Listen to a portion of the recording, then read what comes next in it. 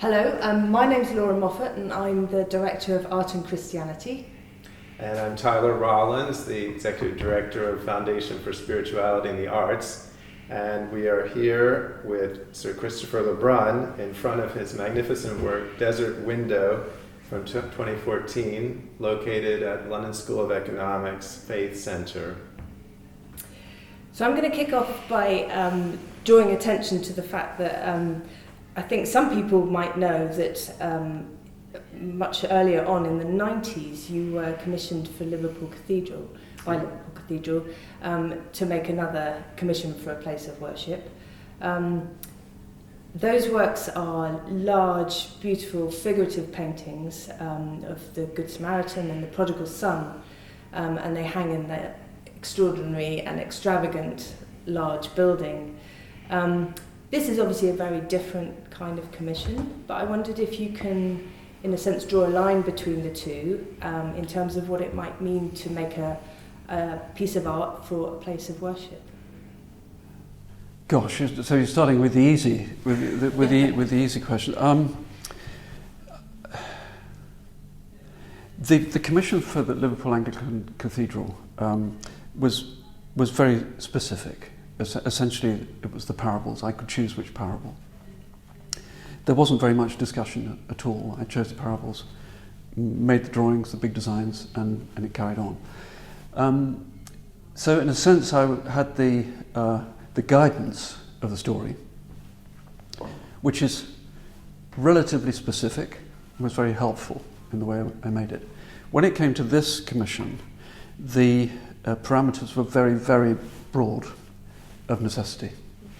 So the issue for me was how to somehow make them particular or make them suitable.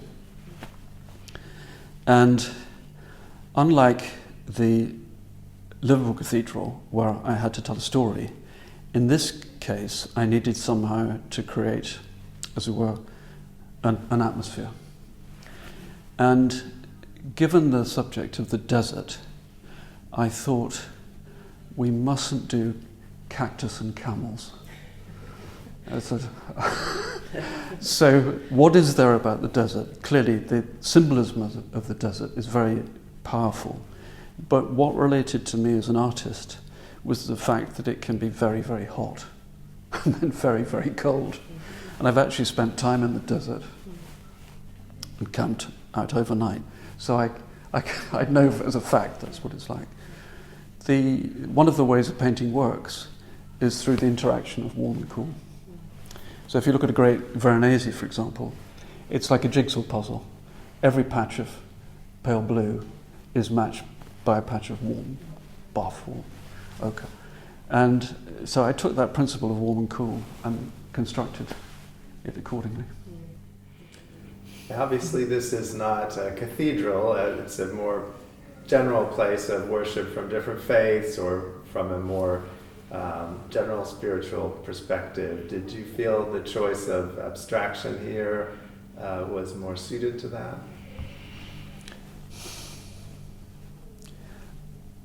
I think that's a really complicated question again. I suspect all of our questions are going to be a bit complicated. I think we're in that area. It's a very complex subject. It's a very complex subject.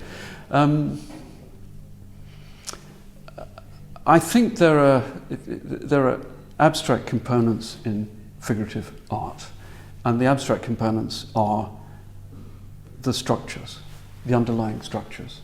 One figure stands here, one figure stands there. The forms are laid out in space. Those are, in a way, abstract features of how you make a painting. If you take out all the elements of resemblance in a picture like this, you're left, as it were, with the abstraction, the bones of the picture revealed. So you could say the most mysterious aspect of painting becomes more prominent. And the most mysterious aspect of painting, I think, is what it might mean, what it makes you feel, how that's related to you personally as an individual, and all of these things. It becomes very, very big. The issue for the artist is to somehow keep it specific and not general. It seems very early in the morning for me to be venturing on a discussion about abstraction, so I hope that's a beginning at least. Yeah. Well, I also think that painting on glass must have had a huge effect on how you've thought through the development of the colour and the imagery, if you like, of the brushstrokes and the movement across.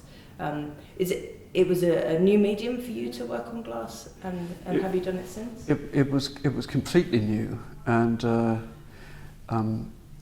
so I went out to a German glass making foundry near Hanover,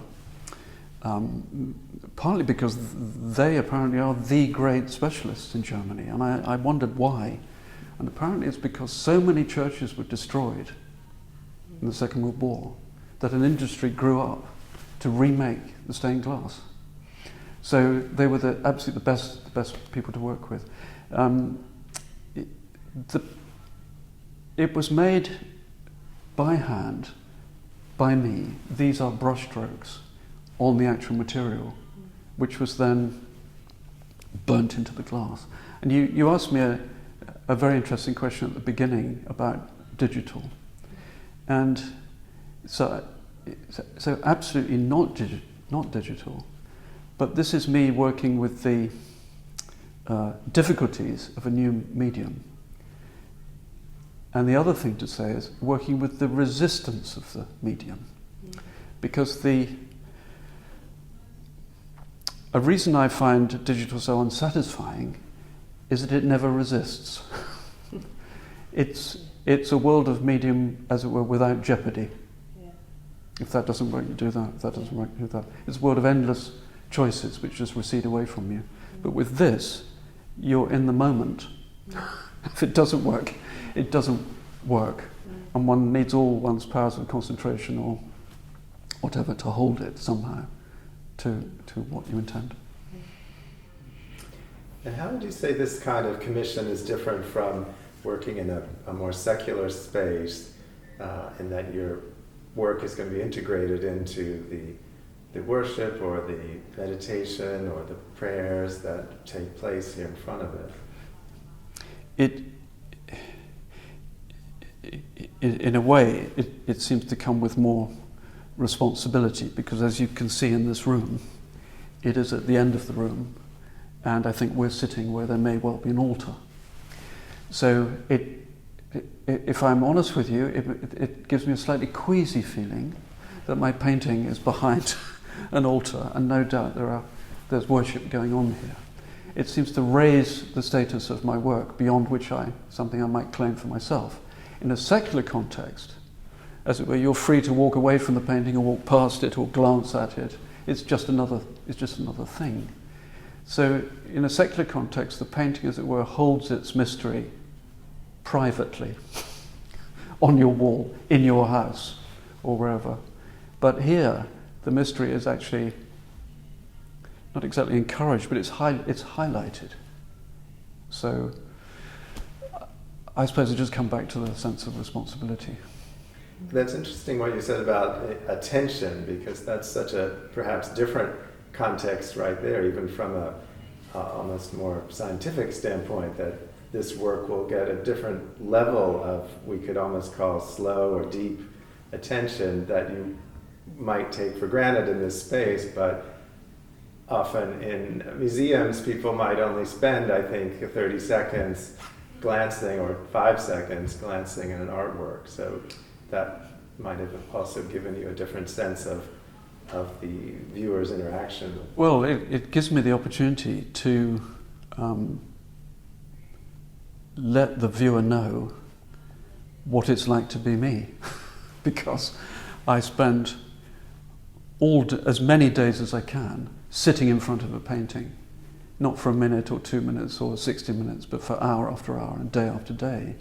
So the experience of looking at a painting over 3 or 4 months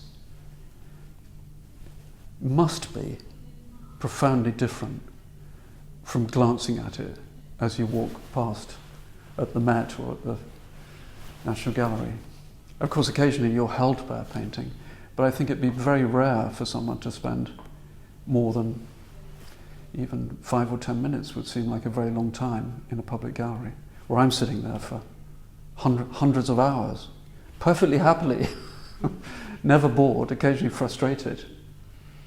Do you consider that a sort of spiritual process or practice in your own studio? That's the sort of question I'd rather ask you, what you think.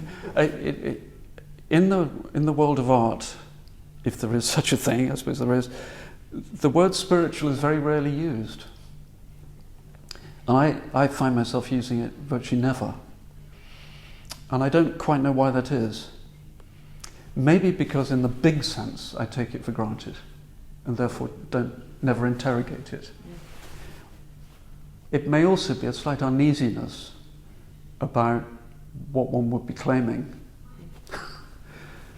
If I'm, say, teaching about art or talking to someone about art, I might say, well, the artist's job is to put that colour next to that colour, and that colour, and make it feel right, feel true, feel beautiful, ideally. But whether I'd extend my ambition beyond that in conversation, I'm not sure.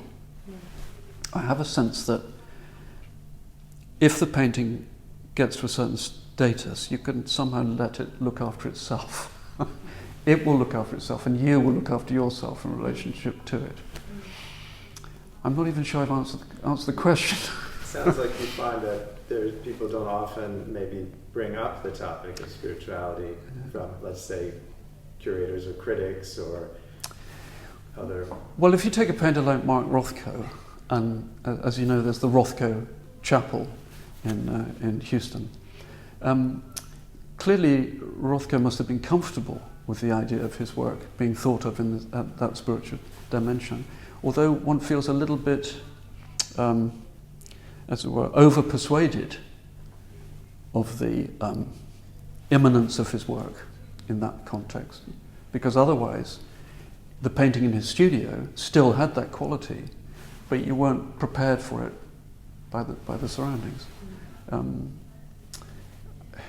Certainly the abstract expressionists, people like Barnett Newman, for example, had an aspiration to the seriousness of their work, that it represented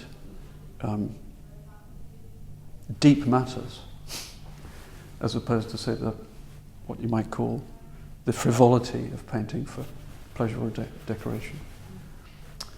But I think since the 50s, the word has really fallen out of use in painting. You're far more likely to hear the words irony or all the paraphernalia of postmodernism.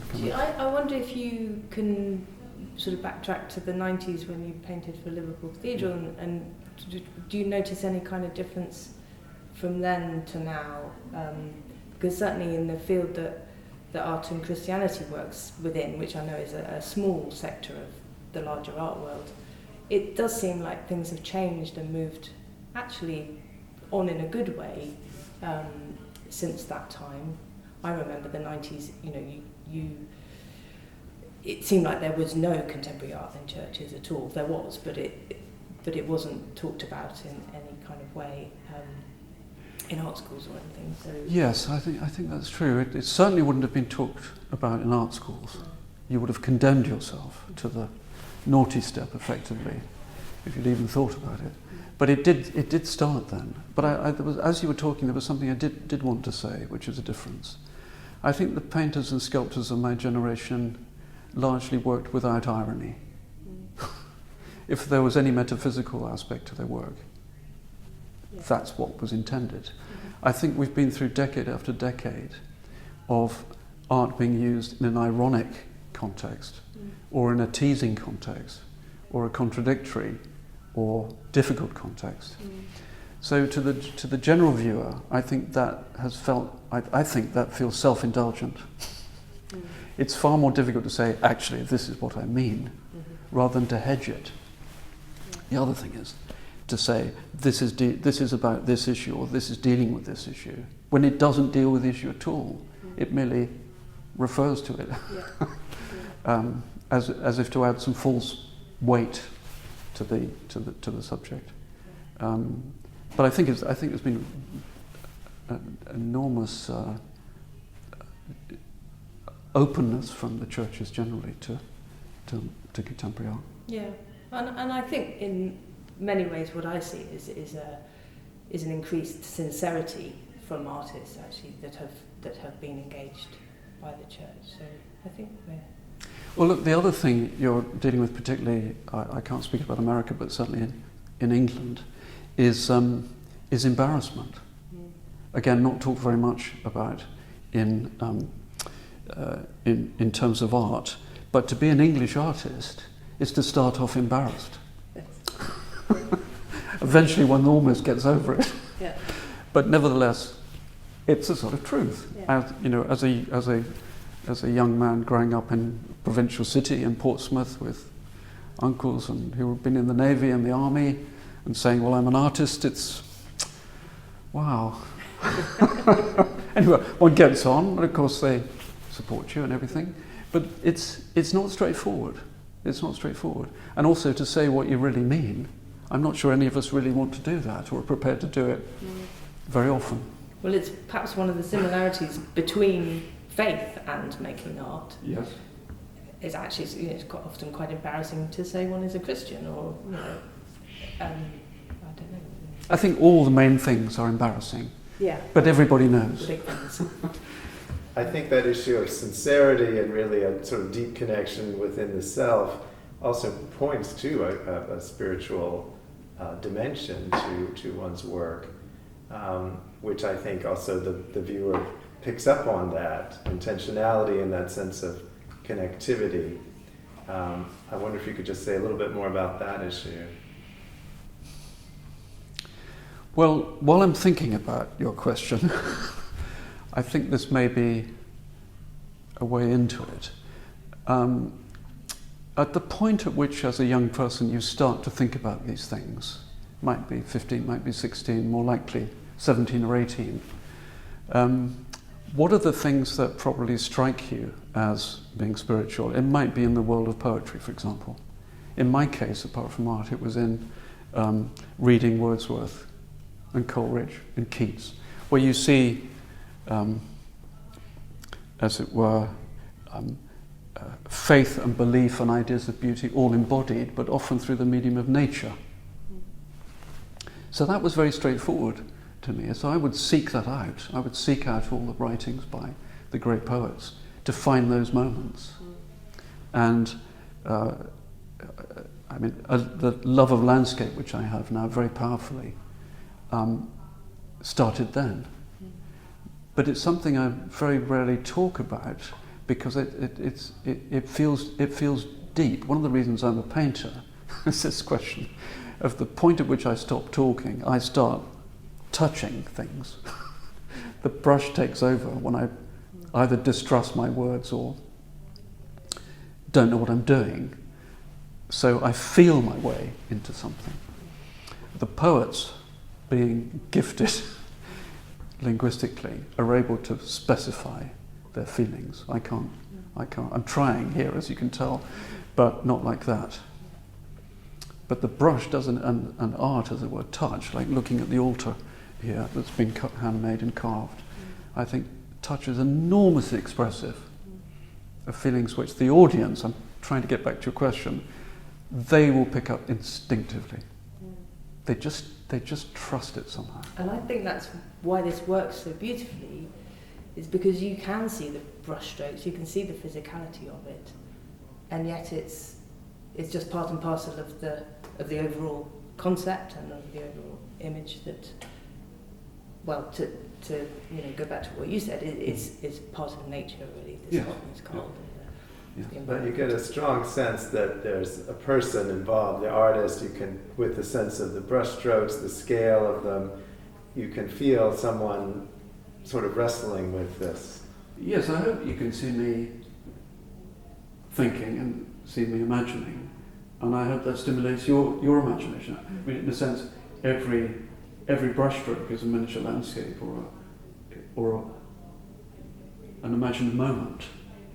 So you can think of this as 100 moments, 500 moments, each of them slightly different, and then integrated into some sort of unity. And I think you feel this so much being in the presence of it. When looking at a photograph or something at more of a distance, you really get more of a sense of alienation from the process and from your sort of connectivity and kind of transforming the experience of nature through your work and into this space, which is very interior and closed space, but somehow this opens it up through the filter of your brushstrokes. Well, that's very good of you to describe it like that. And one of the curious phenomena of being a painter is once the painting's gone, you don't revisit it. Similarly, when I've finished a painting, I don't take it out and look at it. It's rather an odd thing. The pictures get put away or sent away, but they're never re-experienced as complete things. So what was it like coming back here? I believe it's been quite some time since you've been back to this work. Well, it's always a shock of immediacy of seeing something, and I'm very interested in this first glimpse. After a while, it starts to wear off, but in the first glimpse, the reality or the character of the work comes through. The difficulty for the artist is to make the first glimpse keep going, so the painting doesn't run out of power. The painting keeps giving. The paintings are very odd things. I mean, to say the absolutely obvious, in that they, in this case, it's generating light continually. For what purpose? And I often think to myself, well, look, when everybody goes home and they switch the lights off, there's the painting. Quietly generating. It's a very odd function. Unlike a chair, which usefulness stops when you stop sitting on it, or the painting has this other purpose for us, which is continuous. It's like going downstairs at night and you glimpse a shadowy painting at the end of the room. It's still doing its painting thing in a different form. So, I mean, I think we all want to think of art as having a higher purpose than entertainment or decoration or investment value. How do you conceive of the sort of higher purpose of art in general, and maybe this work as an example? I think it's been said of, particularly of teenagers, that they can hold two or three things in their mind simultaneously, which are all contradictory. That's because they are moving towards finding themselves, testing the world. I think the work of art and the artists, if they can maintain it, need to hold contradictory positions of not knowing for as long as possible. So the situation in my studio is, and people often think I'm teasing, but I say the fact is I don't really know what I'm doing. So I try to stay in that mode of not knowing what I'm doing, because in that mode I'm still doing things, but they don't have a clear purpose or intention. As soon as they would, I'd become a bit bored. So I try and aim for the most mysterious aspect of what I do and stay there. Now, the most mysterious aspect of what one does is often described as inspiration. Suddenly you have an overwhelming conviction that the red should be there, the blue should be there. But sometimes you have an overwhelming conviction that the painting is now complete. I've got no idea where that comes from. I can't really interrogate it. I think it's based on all my experience. But it's the type of epitomizing state that I think draws the viewer in. They will notice this. At least I hope they do. Right. And I think the kind of openness that you describe, the sort of receptivity, it's not sort of an ego imposition as you describe it, but something that perhaps you don't even fully understand or interrogate, but is sort of allowed to happen, which is also, I believe, very, very similar to the mind state of a spiritual orientation, the sense of receptivity to something beyond the ego bounds and allowing that to kind of flow through oneself. And I think often art produced under those conditions does, as you say, bring together so many different perspectives in a kind of concretizing that into the object or the artwork that also is something beautiful. So I think that's a wonderful model for human society and interaction in general, that we can kind of come together with this sort of equilibrium, many different perspectives that are all honored and not erased, but coming together just like these brushstrokes into something that is beautiful and has a kind of harmony to it and underlining it. Yes, well, I think that trusting one's intuition is a difficult lesson. For the student, it's really hearing a tiny little whisper of intuition. You can, as it were, develop your hearing for that little whisper, but it is there. But I'm going to deflect it back to painting now, because the whispers I hear are: should that blue be a bit warmer? Is there something wrong with the bottom left corner? So I train myself to listen to that, and that actually there is something I did want to say to you, which is this question of creativity. The word, I think the word is worth thinking about, because I think the word creativity is like a reserved power. I'm not really creative in the top sense of the word. I'm a rearranger. I put this here, I change that, I move things around until they feel right. So I may be inventive, but I don't think I'm really creative. And I think, so when I hear the word, we may be getting slightly off topic here, but when I hear the phrase creative industries, it really makes me squirm for two reasons. One, you're taking the word creative too casually. And secondly, adding something industrious to creative seems to spoil the whole the whole idea. So it's another way also of valuing the individual, because if the individual is the creative moment, that has most value. So, the poet Geoffrey Hill, for example, talks about difficulty as a defense, as a political defense, because we're each very difficult and impossible to generalize. So there's a bit of consistency behind my ideas of creativity. As you were speaking, I was thinking about how, we also use the word creation to refer to the creation, the whole of our universe.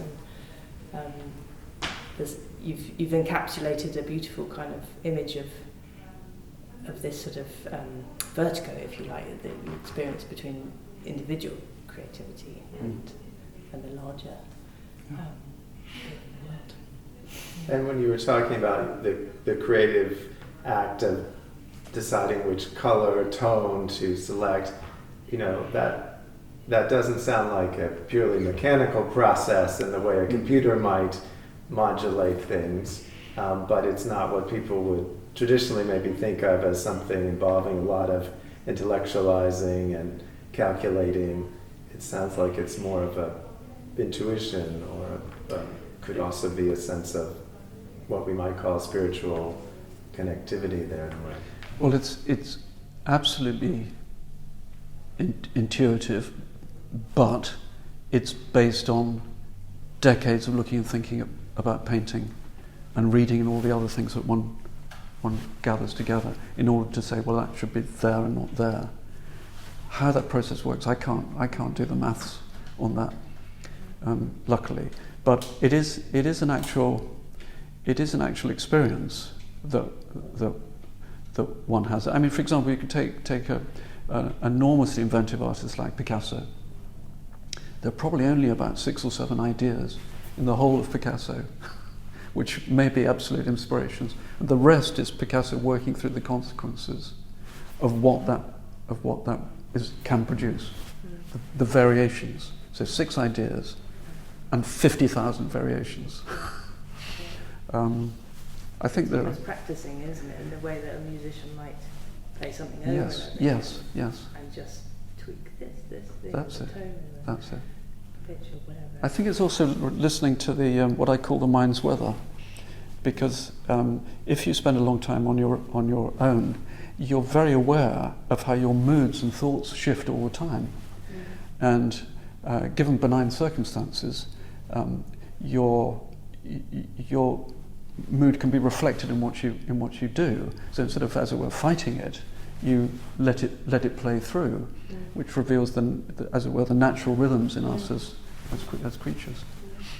And you were speaking of the consequences of each work to what you do in the future. I was wondering, did you feel certain consequences of just having gone through the process of working on this piece in a sort of a sacred space environment and thinking about these issues of spirituality, the connection with the desert and nature, and what sort of after effects has that had on your work? Well, this came at a particular point in my work, which did start shifting around 2013, 2014 towards abstraction, and that's continued. And in fact, we're just as a new book is being produced now, which is about the last 10 years of my work.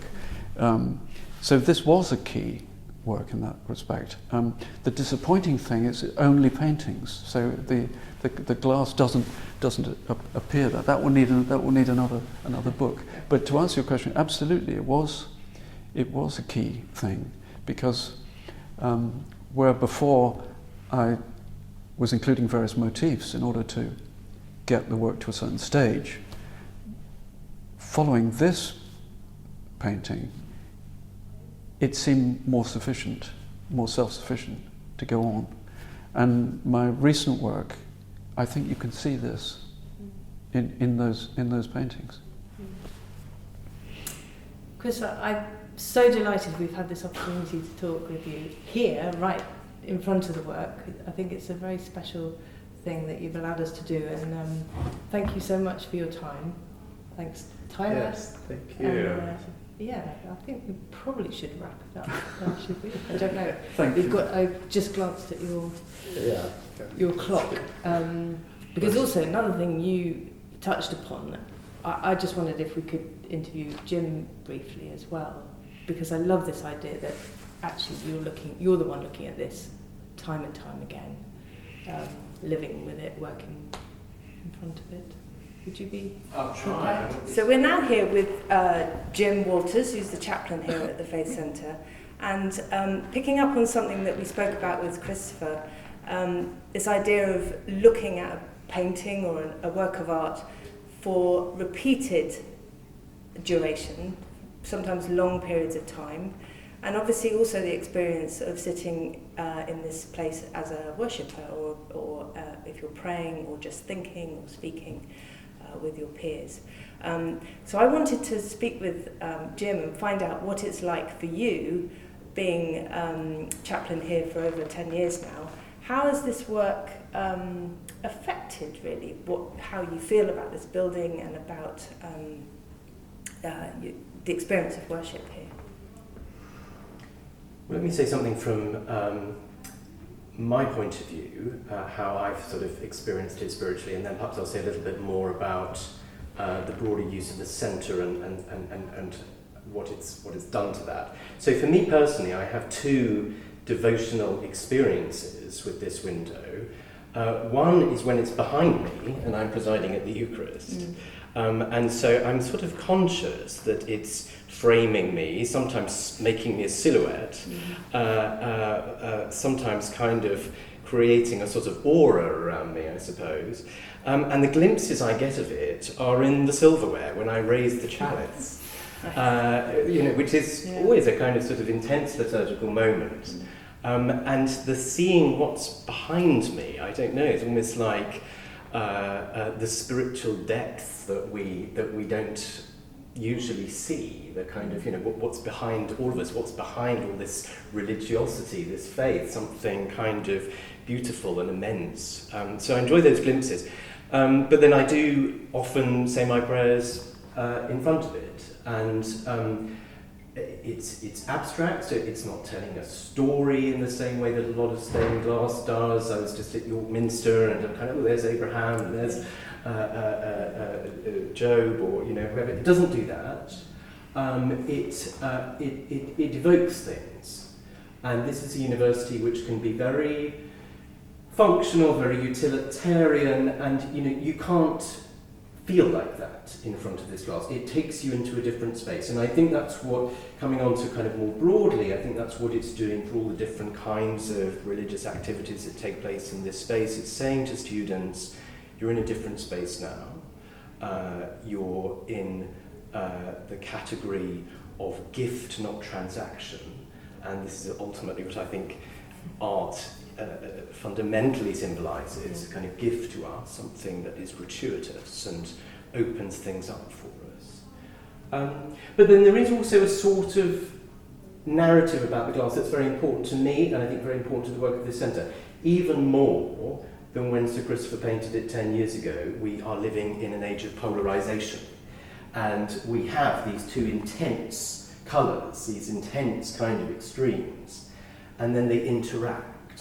And this interaction is not homogenisation, it's not kind of something wishy-washy. This panel, I think, is where the work is going on, where the kind of the beauty of the interaction really occurs. And that's what this centre is about. We host in here dialogues across difference, interfaith encounter. We've had Israelis and Palestinians thrashing it out in front of this glass. And I think it represents that and inspires that and is a strange kind of vehicle for that work. So it's both gratuitous, but also it's doing a lot of work. So it has a kind of spiritual role in a way, sort of embodying your mission and goals for human interaction in this sort of community. Definitely. No, and when Christopher showed me the initial ideas and was asking me for a bit of a steer, I recognised, yes, this is what we do. This will be beautiful, but it will also tell the story of the centre.